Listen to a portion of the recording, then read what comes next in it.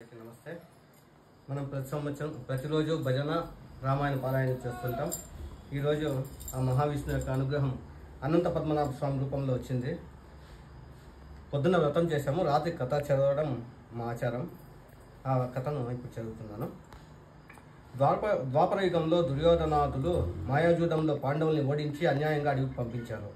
అంతటితో ఆగక దుర్వాసుని ద్వారా పాండవులకి ఆపద కలిగించడానికి దుష్ట దుర్యోధనుడు ప్రయత్నించగా శ్రీకృష్ణుని దయ వల్ల బయటపడ్డ పాండవులు ఆ దేవదేవునికి నమస్కరించి, ప్రభు చేయని తప్పుకు ఇన్నేళ్లుగా ఈ అడవిలో పడి ఉన్నాము, ఇన్ని కష్టాలు అనుభవిస్తున్నాం, నీకు కరుణ కలగలేదా, నీవే ఉపేక్షిస్తే మాకు దిక్కెవరు అని దీనంగా అడిగారు. అప్పుడు వాసుదేవుడు నవ్వి, చింతించకండి, నన్ను 14 లోకాలు నిండిన అనంతుని స్వరూపంగా భావించి ఎవరైతే భాద్రపద శుద్ధ చతుర్దశి నాడు అనంత పద్మనాభ వ్రతం చేస్తారో వాళ్ళు సమస్తమైన కష్టాల నుంచి నా అనుగ్రహంతో అతి తేలికగా బయటపడతారు. అభీష్ట సిద్ధికి ఇంతకైనా తేలికైన మార్గం మరొకటి లేదు. అలా చేస్తే మీ రాజ్యం మీకు తిరిగి లభించగలదు అని సెలవిచ్చి కృతయుగానికి సంబంధించిన ఈ కథ చెప్పాడు. అంటే ద్వాపరయుగంలో నుంచి కృతయుగం కథ చెప్తున్నారు ఆయన. పూర్వం వశిష్ఠ గోత్రానికి చెందిన సుమంతుడనే ఒక బ్రాహ్మణుడు ఉండేవాడు. అతడికి సుశీల అని ఒక కూతురు ఉండేది. ఆమె జన్మించిన కొద్ది కాలానికే భార్య చనిపోతే అనుష్ఠానానికి భంగం రాకుండా మళ్ళా వివాహం చేసుకున్నాడు.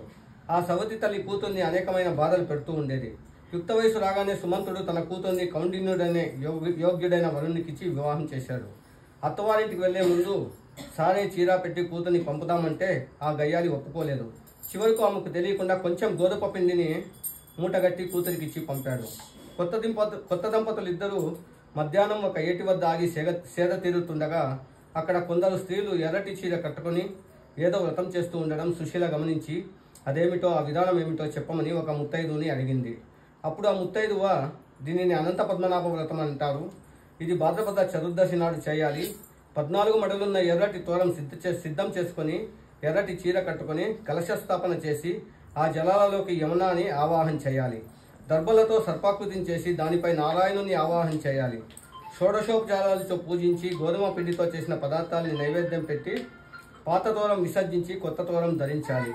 ఎవరైనా సత్పురుషులకి భోజనం పెట్టి శక్తి కొలది దానం ఇవ్వాలి. అలా 14 ఏళ్లు చేసి ఆఖరి ఏడాది పూజ అయ్యాక ఉద్యాపనగా 14 కుండలు దానం ఇస్తే చతుర్విధ పురుషార్థాలు నెరవేరుతాయని చెప్పి సుశీలతో కూడా వ్రతం చేయించింది.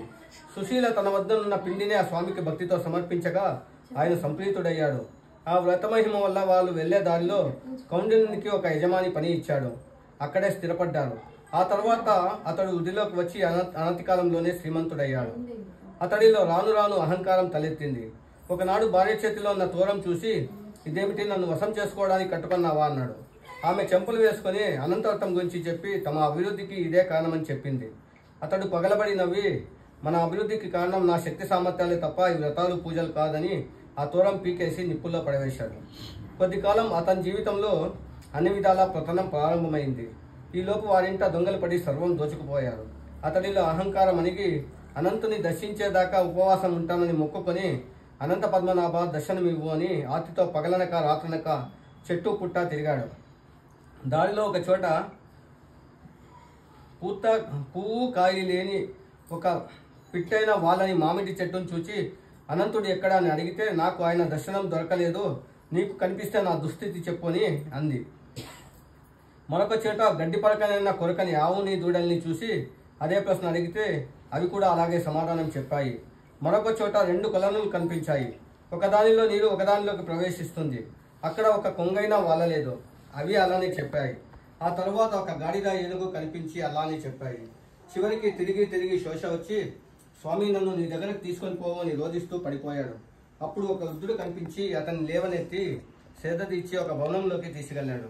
అక్కడ సింహాసనంపై ఒక దివ్యమంగళ మూర్తి వెలిగిపోతూ ఉండడం చూసి కౌండిన్యుడు భక్తి పారవశ్యంతో నమస్కరించాడు. అప్పుడు ఆయన ఆశీర్వదించి, నేనే అనంతుణ్ణి, నీ భక్తికి సంతోషించాను, నీకు చతుర్విధ పురుషార్థాలు తదుపరి శాశ్వత వైకుంఠం అనుగ్రహిస్తున్నాను అన్నాడు. అప్పుడు కౌండిన్యుడు తాను దారిలో చూచిన వింతలు చెప్పగా అనంతుడు నవ్వి, తనకు వచ్చిన విద్య ఎవరికి నేర్పకుండా జీవితాంతం వ్యర్థవాదాలతో గడిపిన వాడే మరుజన్మలో ఆ మామిడి చెట్టు. చవితి నేలను దానం ఇచ్చినవాడు మరుజన్మలో మేత మేయని పశువు. ఒకరికొకరు దానాలు ఇచ్చి పుచ్చుకున్న అక్క చెల్లెళ్ళే ఆ కొలనులు. క్రోధంతో కన్ను మిన్ను కానక అందరినీ అవమానించిన వాడే గాడిద. మదించిన మనిషి ఆ ఏనుగుగాను పుట్టారు అని వాళ్ళ పూర్వజన్మల గురించి చెప్పాడు. స్వామి వారిని కటాక్షించు అని వేడుకుంటే నీ నిస్వార్థమైన కోరికకి సంతోషించి వాటికి విముక్తి ఇస్తున్నాను. నీవు పునర్వసు నక్షత్రమై శాశ్వతంగా నిలుస్తావని దీవించి పంపాడు. అతడు ఇంటికి వెళ్ళి భార్యతో పురుషార్థాలు అనుభవించి ఆఖరికి వైకుంఠ ప్రాప్తిని పొందాడు అని కృష్ణుడు ఈ కథ వ్రత చెప్పగా విన్న పాండవులు కూడా ఈ వ్రతాన్ని చేసి యుద్ధంలో విజయం సాధించి మళ్ళీ పట్టాభిషిక్తులయ్యారు.